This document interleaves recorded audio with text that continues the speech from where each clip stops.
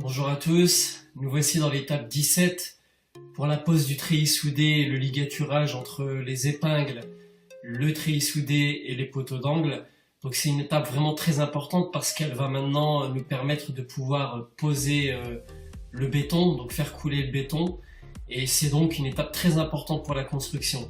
Et donc c'est vraiment important pour vous de pouvoir aller aux informations et n'oubliez pas, si vous avez besoin de passer par une entreprise, choisissez la bonne entreprise, renseignez-vous. L'écran, en fait, c'est des cales d'armature, mais qui, en fait, je vous le déconseille fortement. Elles ne sont pas assez solides, ça ne tient pas du tout, donc vous aurez le treillis soudé qui va s'affaisser. Donc je vous le déconseille complètement. Moi, ce que j'ai mis à la place, c'est simplement des morceaux de tuiles béton, afin que le béton puisse passer en dessous. Il ne faut vraiment pas dépenser d'argent dans ce type de matériaux. C'est vraiment inutile. Donc le treillis soudé, donc à quoi il sert? En fait, il sert à répartir les contraintes pour éviter que le béton ne se fissure. Un béton utilisé sans treillage métallique se casseront en fait systématiquement et se fissureront et ça pourrait même partir en miettes. Alors, le treillis soudé, il sert en fait à renforcer le béton afin qu'il ne subisse pas ces contraintes-là. Par exemple, une chape de béton sans treillis peut se fissurer sur toute sa longueur. Alors, ça lui sert à se renforcer et c'est pour surtout en fait la solidité de votre ouvrage. Ensuite, il va falloir bien les caler donc dans l'angle. Donc, comme vous pouvez le voir, on soulève un petit peu les épingles pour faire passer le treillis soudé en dessous. Vous allez pouvoir voir tout à l'heure comment ils vont être fixés et ligaturés. Ensuite, il y a un petit recouvrement de l'équivalent de 2 carrés, soit environ une vingtaine ou une trentaine de centimètres. Donc ça, c'est obligatoire. Ensuite, vous devrez également les ligaturer ensemble. Tout devra être ligaturé afin que ça ne fasse qu'un seul ensemble. Les ligatures entre les poteaux d'angle, les épingles et les treillis soudés. Et ensuite, les treillis soudés entre eux. C'est vraiment très simple. Regardez, le fait d'avoir des tuyaux avec des joints et qu'ils ne soient pas collés, c'est vraiment très très facile. Ensuite, par exemple, là où vous avez toutes vos arrivées des gaines, donc électriques, France Télécom et autres si besoin, regardez bien, il suffit de les encercler avec un scotch, puis de mesurer l'endroit, de vérifier l'endroit où vous allez devoir découper à l'aide de la pince coupe-boulon. Lorsque vous arrivez pour un angle, comme par exemple ici pour la porte d'entrée, vous positionnez votre treillis soudé et ensuite vous venez découper réellement en ayant vérifié l'endroit exact où ça va devoir être découpé. Ensuite, il suffit de le placer et comme vous pouvez le voir à l'écran, vous voyez bien que le treillis soudé est plus foncé à certains endroits. C'est l'endroit où ça a été donc chevauché. Donc voilà une étape importante lorsque vous avez posé votre treillis soudé. Vous allez devoir le raccorder avec les épingles. Les épingles, c'est ce que vous voyez au bord de l'habitation. Et donc, on vient avec notre pince à ligaturer, avec nos fils, et vous voyez bien que le treillis soudé va jusqu'au bout. Et ensuite, on le ligature. C'est vraiment une étape très très importante. Vraiment, vérifiez ça si vous passez par une entreprise. Assurez-vous que le travail est bien fait. Si vous le faites de vous-même, c'est vrai, c'est long, c'est minutieux, mais c'est vraiment très très important, surtout en plus si vous êtes dans une zone sismique de quelques degrés que ce peut être.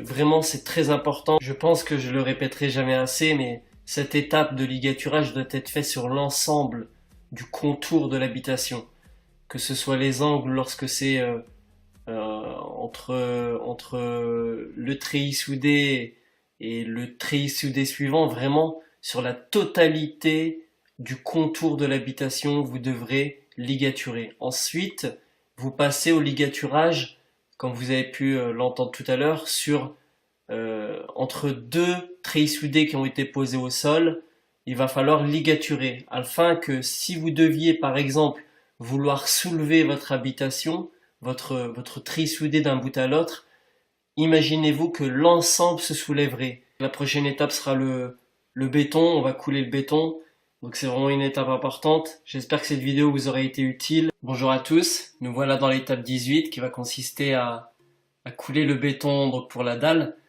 Donc là vous pouvez voir tout a été préparé, il reste plus que les petites finitions de dernière seconde afin d'éviter que le béton coule là où on a passé les tuyaux, etc. pour les gaines techniques. Donc là on va utiliser une pompe. Le béton m'a coûté 103 euros TTC le mètre cube. Donc c'est du béton à doser à 350 kg donc de ciment. Donc là donc ils sont trois, hein. Moi je vais faire que filmer et superviser. Donc il y a le maçon, le manœuvre.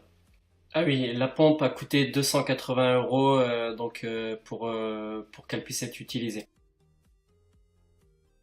Le maçon sur la droite, lui, il tire, donc il se fait des petits endroits avec des petites règles, avec ses règles en aluminium.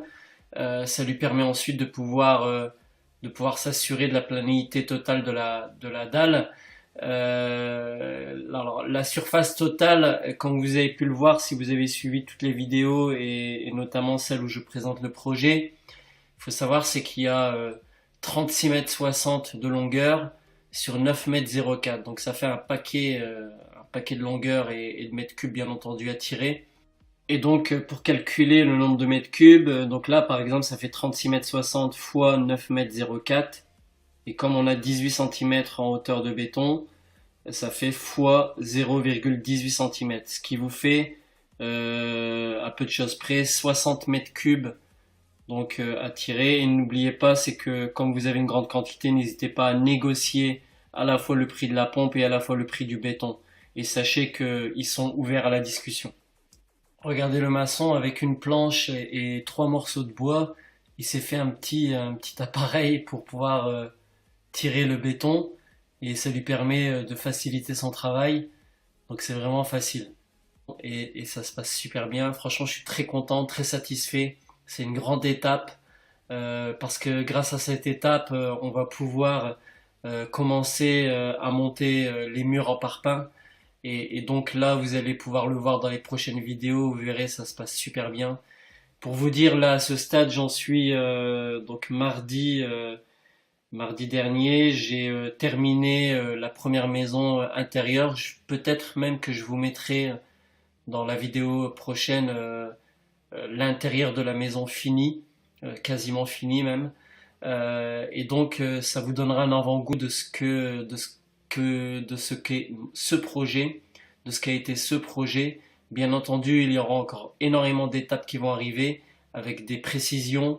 Et vous verrez, c'est extrêmement intéressant pour vous parce que ça va vous permettre à vous de pouvoir à la fois dans votre choix des entreprises de construction ou alors en autoconstruction de passer directement donc vous-même et vos amis. Et c'est vraiment très intéressant parce que ça va vraiment vous donner un maximum d'informations.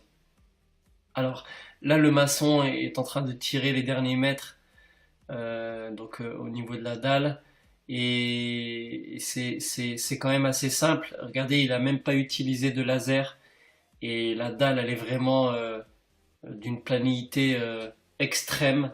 Il n'y a pas de souci dessus. Tout se passe super bien. Et ensuite, donc après cette étape, ça va être la pose des chaises, pardon, pas des chaises de construction, ça on l'a déjà fait, mais ça va être la pose des balises qui vont lui permettre donc au maçon de pouvoir monter des murs droits. Et donc vous allez pouvoir voir cette étape. On va utiliser un niveau à eau. Et puis vous verrez, c'est très facile. Donc là, je pense que c'est à ce moment-là où il lui manque un peu de béton. Donc il y a Johan qui va arriver avec un restant de béton qu'on avait demandé à laisser dans une brouette. Et donc il va rajouter quelques petites pelles à cet endroit-là. Le maçon a l'œil, donc il le voit directement. Et là, il va pouvoir tirer la fin du béton. Je vais vous montrer, on va ensuite marcher sur la dalle et il va y avoir donc les balises qui sont en préparation et les planches de bois que vous pouvez voir là à l'instant. Au niveau de la dalle, il n'y a quasiment pas de petites fissures, hein, c'est très léger. Ce ne sont pas des fissures dangereuses. Il aurait fallu, vu qu'il avait fait très très chaud, de mouiller la dalle au fur et à mesure. Mais c'est pas impression, c'est pas dramatique. Il n'y a aucun souci particulier. Ça n'empêchera en rien la suite de la construction.